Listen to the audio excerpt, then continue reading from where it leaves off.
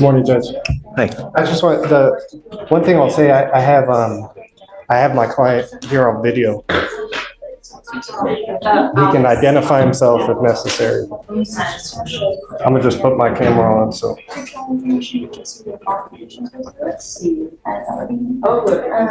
This is a first for me. It's a first for the ICE supervisor I just spoke to as well.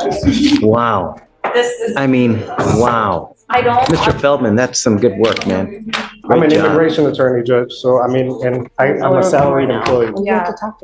Really great job. Well, I just mean if I wasn't a salaried employee, maybe it wouldn't be worth my time. I think that's an issue. But representation is representation, doesn't matter, you know, really, at the end of the day, everyone is. I'm gonna be very. I don't believe that. I mean, I spoke to the ICE supervisor and even he said, Well, hold on. We need to go on the record. Sorry, Ms. Thomas, give me a second. Are you ready, Ramon? Okay. Order in the court, going on the record. So, Mr. Feldman, what's the last name again? Carl, we're on the Carl. record. Have a seat, please.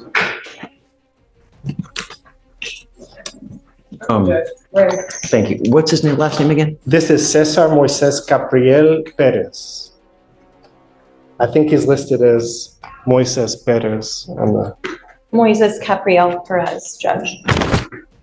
I have a cause number. Yeah, okay, let me have that, Okay, it's please. 529290. Okay, all right, sorry, let's go on the record. All right. We are on the record. It is cause number 252-9290. Today is December 10th, 2024. It's approximately 9:44 in the morning. Parties, I'd like you to announce yourselves for purposes of the record, please. Beginning with state. ADA Rojette Saba and ADA Kelsey Siegler here for the state. And this is Noah Feldman on behalf of the defendant Cesar Moises Perez. Okay. You requested this hearing, so I'm going to let you start. Okay, Judge. Well, before I start, I have 10 exhibits. I sent it to the chief last night, and I believe she forwarded it to Ms. Saba. I moved to admit those exhibits, tender them to the state for any objection. And Your Honor, we would need significant time to look over these because we haven't been able to do so since they were. Yeah, I have 10 exhibits. It's quite a bit. Judge, I get. if I may. The first exhibit is the ICE detainer. It was in Harris County possession. The second exhibit is the magistrate order in which the state requested an $1,000 bond, which my client posted. The third exhibit is basically an ICE form you can get off the internet. It's a stay of removal form that ICE allows people with final orders of removal to apply for stays of removal that allow them to stay in the country for a limited time and limited purpose. So what I just offer this to show that. Is this his or is this just a generic? Generic. Okay. Exhibit 4 is going to be just proof that he's in ICE custody. It's a print off the ICE. That's 4. Exhibit 4. Okay. Exhibit 5 is the bond condition violation report. Exhibit 6 is from the DA portal, just showing the release time from the jail to prove that he was released to ICE. Exhibit 7 is the cash bond that defendant's wife posted. Exhibit 8, to be honest, is unnecessary. Okay. Could withdraw Exhibit 8. Exhibit 9 is a sample order of supervision you can get off the internet. It's just standard ICE form. And Exhibit 10 are this court's procedures that are available on its website about failure to appear and non-appearance. Those are the 10 exhibits. So for purposes of the defendant, so record, I want to make it clear that Mr. Feldman has his computer and it looks like I can see the defendant there and it looks like he can look at us as well, but there's no translator. So does he understand what's going on? That is correct, Judge. I do not believe he understands what is going on. So now state, how do you respond to the exhibits?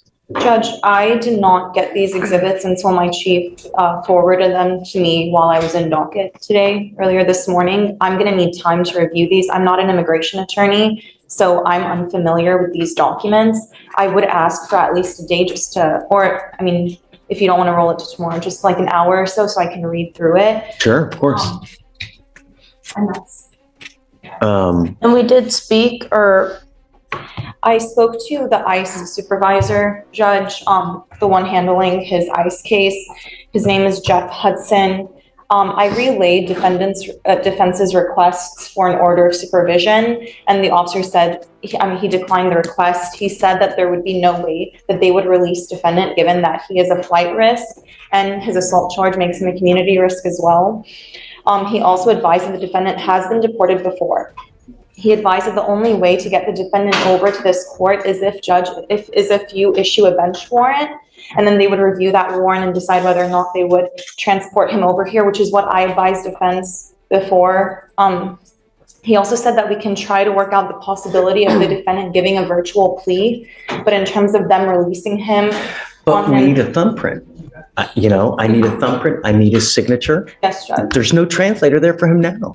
Yes, Judge. He also did say that the officer did also tell me respectfully that we don't really have jurisdiction to litigate this immigration issue. Sure. What you want is you do not want me to revoke his bond. That is correct, Judge. You want me essentially to hold this case open.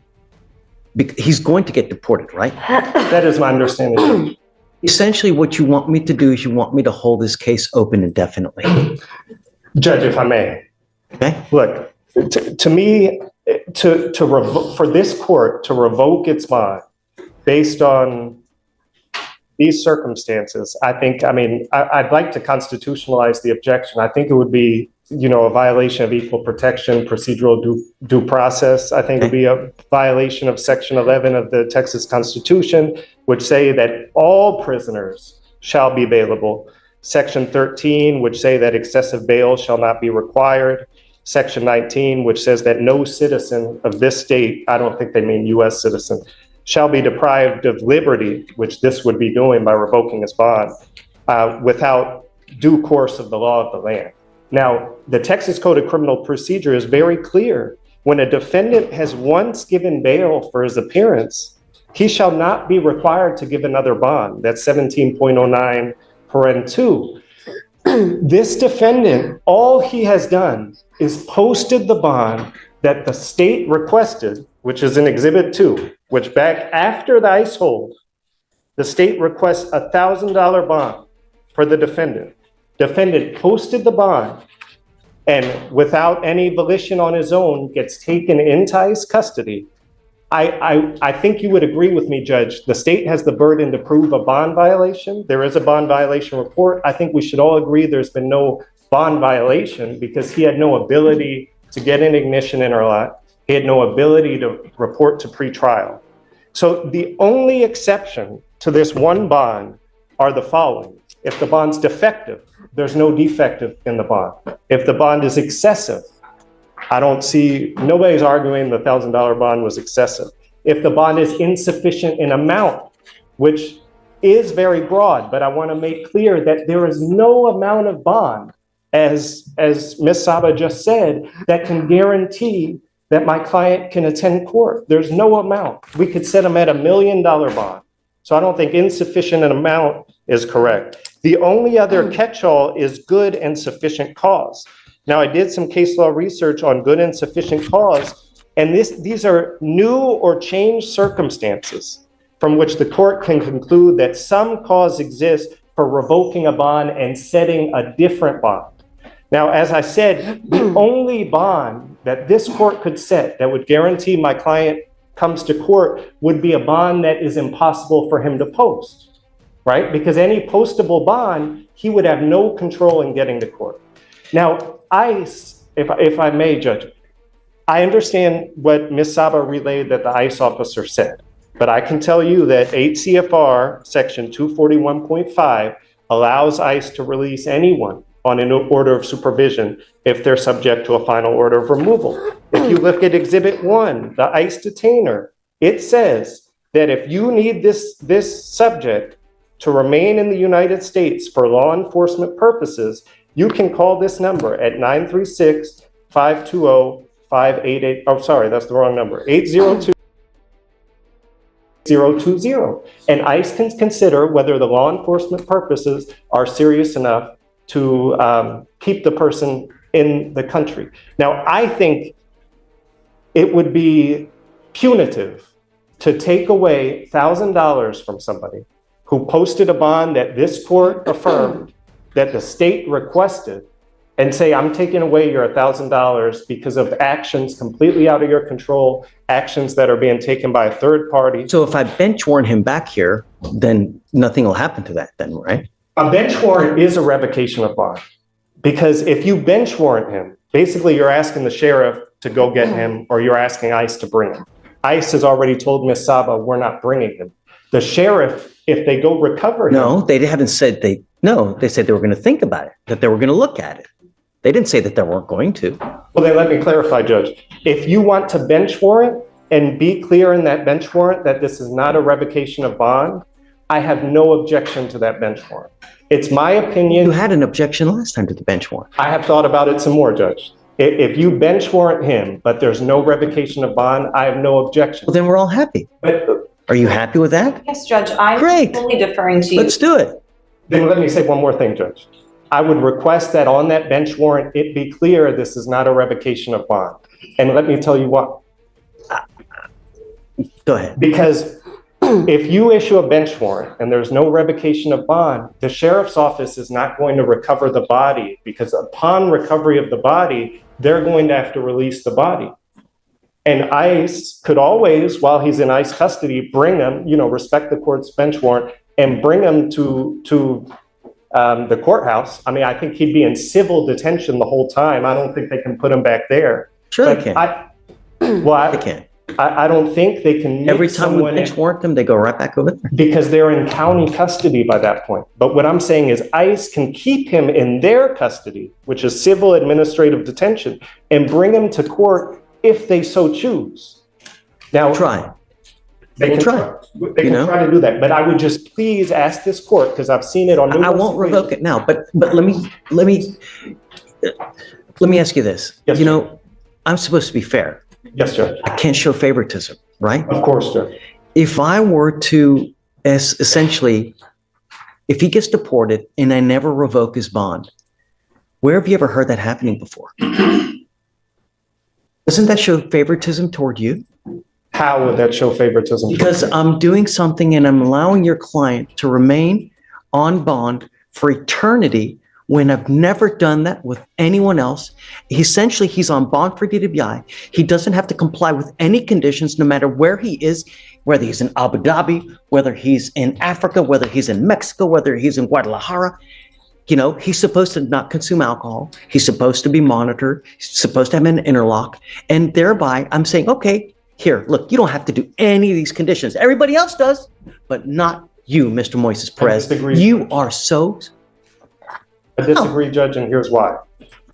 The state of Texas works very closely with the Department of Homeland Security. The state of Texas, if they want to continue him on bond, which is their choice, because they want to continue the prosecution, they don't want to dismiss and refile, they can always put in a request that he be paroled back into the country for the prosecution, subject to the bond conditions. If you don't think that my client wants to remain in the country and follow your conditions, you are incorrect. We requested release from ICE. We requested that he be able to follow the court's conditions and abide by every single thing you put in that order. You're apples and oranges. No, the point is that he's allowed to remain free on a DWI. Everyone else in our court has to follow a certain set of conditions, yet he's not going to have to follow those. He should have to follow them. And Judge, There's just no supervision. If there's proof How of can I him, drug test him? Judge, How does he do the then what's interlock? the solution? The solution is either we're No. I'm going to bench warrant him. But what I'm trying to get you to understand is that it's not fair. I have to be fair to the state, and I have to be fair to you. And I can't show favoritism. And I think that if I were to let him pass indefinitely without revoking the bond. If I were to, well, we're going to bench warrant now this is theory, right? As a practical matter, I'm going to bench warrant him here for you. But in theory, right, wouldn't it show favoritism? I think it does. Because I'm allowing you and your client to do something that I don't allow anyone else to do. But wouldn't it be the opposite if you were to take $1,000 from him that he lawfully posted at the request of the state and this court at no fault of his own? I also think that's unprecedented. I get it, but he's in this country. The right way to do things is you ask for permission, you come here. Judge, that's completely irrelevant. Well, no, it's not. It's you must follow the law, period. But and when you don't, there are consequences. Judge, he was given the $1,000 bond at the state's request after we knew he had a final order. I just wanted you to see it from my perspective. That's it, right? I'm going to bench warrant him for you. I'm not going to revoke the bond. We'll try to get him here for you. If for some reason at that point they don't, we'll cross that bridge when we get there. But we'll try to bench warrant him. Did you want to add anything? Yes, Judge. The officer Hudson did advise me that if you issue a bench warrant, if you want to send me a copy of that, I can email it to him directly, and as well as through whatever routes the court does it as well. But I can email it to him directly this morning if you do that. That's incredibly expeditious, because I tell you what, that doesn't happen. You know what I mean? And it's literally when we issue a bench warrant, it takes a while to get to the appropriate person. It takes forever for them to think. It takes 3 months to bench warrant. So this is really expeditious. I provided all the information, contact information for the ICE officers. Judge, actually. Great. So that helps, Mr. Feldman, Judge, just to clarify, the officer that defense tried getting me in touch with was not in charge of this case. Upon sending a message to that officer, he connected me to the supervising officer for this case. Good job to both of you guys. You both did good. The idea is to be CC'd on all communications. Sure, of course. Yes, Everything's transparent here. No one hides anything. And I mean, I don't do the bench warrant. Usually Victoria does it, so I don't know the protocol to it. But there's that. So when you send it via email, just if you don't mind CCing him. Yes, sir. We always CC. Yes, sir. Of course, Judge. You're happy with that? Yes, Judge, as long as there's no revocation. Yes, Judge. Wonderful. Thank you, sir. Judge. Makes it for such a great, Thank you. I appreciate it, Judge. off the record. Thank you, Judge. Good job. Way to be tenacious. Hold up, this right here is a rare courtroom moment. When a judge says, "This is new to me," that means we're entering uncharted legal territory. You've got immigration law colliding with criminal procedure, and neither side has a clean playbook. Question is, who blinks first when two systems clash? This is the core legal battle. Defense is arguing fairness. Don't punish my client for something ICE did. My biggest issue was that there be no bond revocation. I'm thinking about this logically. If you bench warrant him without a bond revocation, if the sheriff recovers the body, they should have to release the body because he's on bond. No. He has an ICE detainer. He cannot leave custody. He will continually be in custody from one time until he gets here. At no point are they ever going just to release him in the free world. I understand, Judge, but what the sheriff is going to say is they're going to say we need a capias, and the capias can only issue if there's a bond revocation. What leads you to that conclusion? Because I've seen it in other cases. Or I will tell you that every time I have bench warranted someone here, we either get them or we don't. I have never had someone released when they have an ICE detainer. I don't think he'll be released, but I guess my point is, let's say you bench warrant him.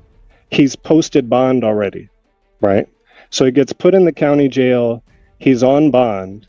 He still has the ICE detainer. Right, I understand. But when you post bond with an ICE detainer, you can be held for up to 48 hours. So basically, you would be authorizing the sheriff's office to take custody of him for 48 hours maximum, right? because he No. already has a bond. No, no. Explain that Get to his me. body, and he will stay with us here until we do something with the case. But his bond isn't revoked.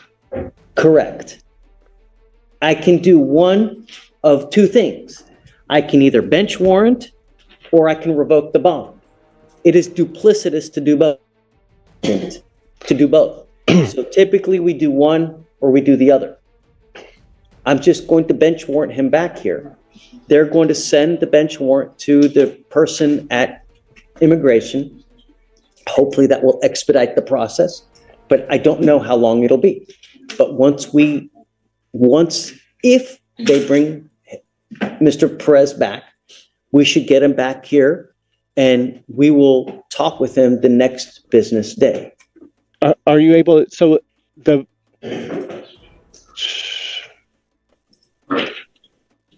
I think you're overthinking this, Mr. Feldman. Judge, I'm looking at the code, right? 1503 gives you the authority to bench warrant, right?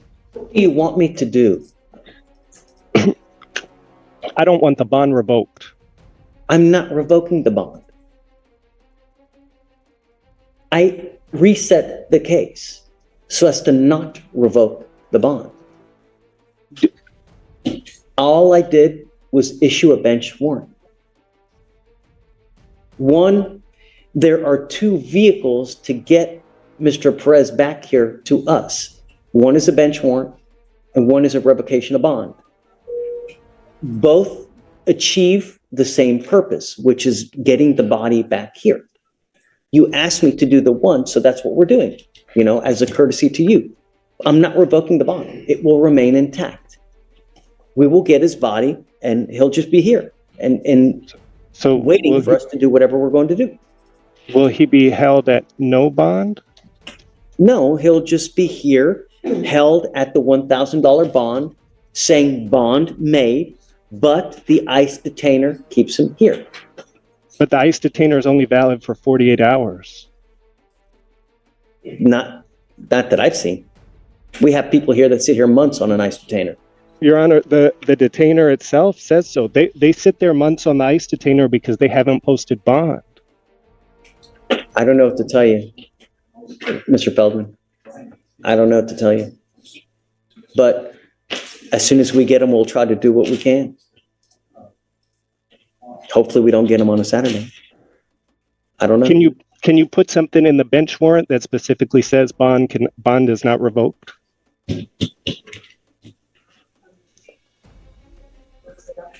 I don't know. I mean, I'd have to reach out to my staff lawyer to figure out what kind of implication that would be. I don't know. But I'm telling you, I'm not revoking the bond. I don't know what else I can tell you to give you assurance that I'm not revoking it, Okay, so when he comes back into custody, it's going to say bond We'll made. try to, it's still going to say bond active. It'll still say everything that it says now. We've done it many times. Never had an issue. They either give us the body or they don't. It just depends on what ICE does, because sometimes they follow it, sometimes they don't. Sometimes they just go ahead and deport. I've seen it both ways. And Judge, when I spoke to his officer this morning, the one handling the ICE case, he told me whenever they receive bench warrants, they don't always, Comply. they don't always comply. With this, I can speak to him and try to get him here, but at the end of the day, First, no. they're gonna do But what they first, talk to your superiors to see, is that going above and beyond? Because I don't want you to do anything that's going to get you in trouble. That's true. Remember? So And that's what I was always trying to tell this consider, before you because that's a lot. Yeah. I don't want you to do anything that's going to get you in trouble because you have certain boundaries and certain things that you got to do as well, like I and like him. So, But the judge is thinking bigger: consistency. Courts have to treat every defendant the same, or the system starts cracking. So what matters more here, individual fairness or system-wide fairness? That tension is everything, and there it is, the judge draws the line. This isn't just about one defendant anymore, it's about protecting the integrity of the system. we'll give you a copy of it. Okay, Reach out to your people and see, hey, is this okay? If so, then yes, send it, right? okay, And then attach Mr. Feldman so that we're all on the same page.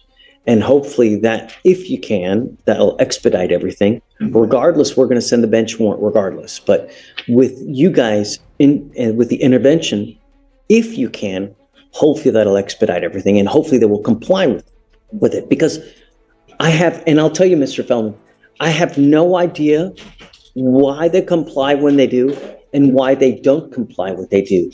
I don't know.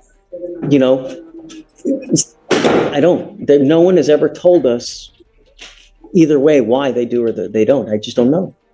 We'll do everything we can to try to get them back. If we can, wonderful. If not, we'll cross that bridge and we'll do what we can when we get there. And Judge, will in terms of the issuance of the bench warrant and the communications with the sheriff, will you also CC defense counsel on that? When you send the bench warrant, who do you send it to? So I generate it and give it to the clerk. The clerk sends it into different drop boxes and imaging. So you don't CC any, you don't like email it. No, there's a certain process that they have when they send the bench warrant. They don't email it. There's a drop box that they do. So there's really no way to attach you to that. If they email it to the person, then the DAs can attach you. But with the actual filing of it, there's no way to attach you. It goes to like a drop box of some sort. If I can just say one last thing, Judge, and I know I'm being annoying and I'll leave. Mr. Feldman, we have thick skin. You're not annoying. You're doing your job, and I'm not going to begrudge you for doing it. Okay. What I would guess is that in cases where you bench warrant and the person's sitting in jail waiting for the hearing, my guess is that the sheriff has revoked bond. Sheriff cannot revoke a bond, Mr. Feldman. I agree with you, Judge. I agree. They can't. But I'm just saying that when you're in jail and you post bond and you have an ICE detainer, the county can hold for 48 hours. And you're telling me that you see it when we bench warrant them back, it's different. When we bench warrant them back, we will get them and they'll stay here. And I'm telling you that from the experience that we've had. Right, I understand. But I'm just saying, if he gets bench warranted back and he has a valid bond, I'm going to go to the sheriff's office and I'm going to tell them that y'all have 48 hours to keep him on the detainer because he can't be held at no bond. Then I'm going to revoke his bond, Mr. Feldman. I mean, if you're telling the sheriff's office to go release him, then I'm going to revoke his bond because that's what it sounds like you're trying to do. It's not, Judge. It's not. What I want is no bond revocation. Hey, don't overthink it. You're perhaps maybe putting fuel on a fire. I don't know.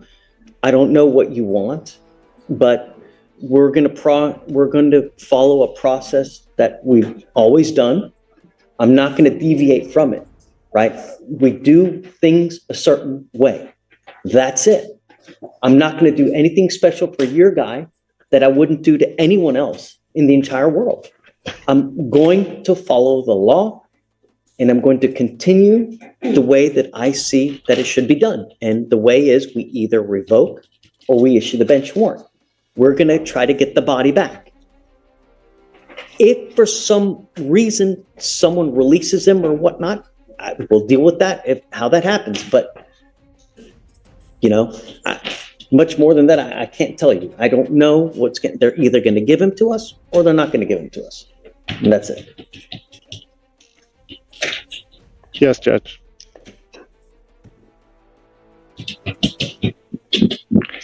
I mean, if you're telling me that you're going to go to the sheriff's office and demand that they release him within 48 hours, I got to go upstairs and talk to a couple people to see how to go forward on this thing. Because I don't know. It's a new one to me, And Judge, at that point, the state would ask that we revoke the bond, if that's what defense is planning to do. We agree with you.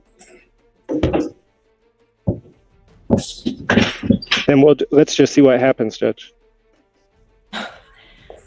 Judge, we're gonna need, I have a feeling that you're now going to the sheriff's office to demand his release within 48 hours of recovery. Judge, this is putting us in a compromising position as well, because if this is what defense is planning to do, we need to let ICE know. We may need to do that. I need to check with my superiors.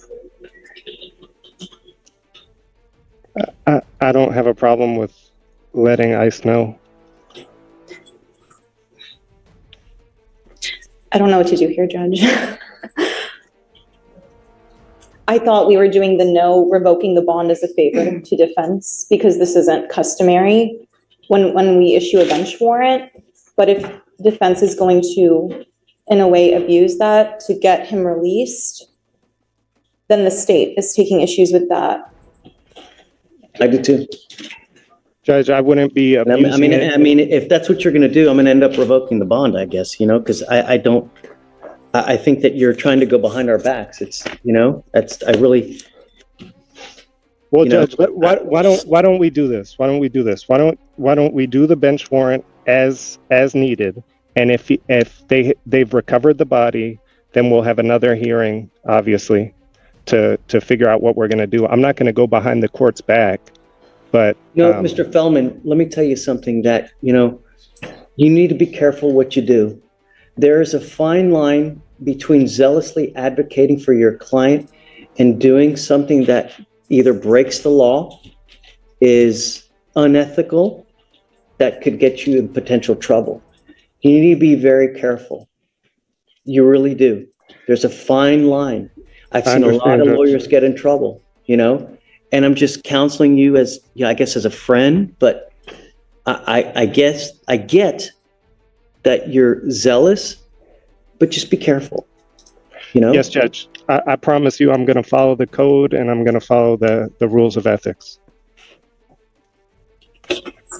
I guess, Judge, are you still planning at this point to issue a bench warrant without revoking the bond? Yeah. Okay. Okay. And then, We'll see. What happens. We'll see. We'll let it play out. I mean, we're all adults. We'll see how it pans out. You do what you think is right, and we'll just go from there. okay, Judge. Thank you, Judge. Okay? Thank you, Judge. Maybe. No shortcuts. No special treatment. But here's the twist, the defense almost had a creative workaround. So ask yourself, was this brilliant lawyering, or pushing just a little too far?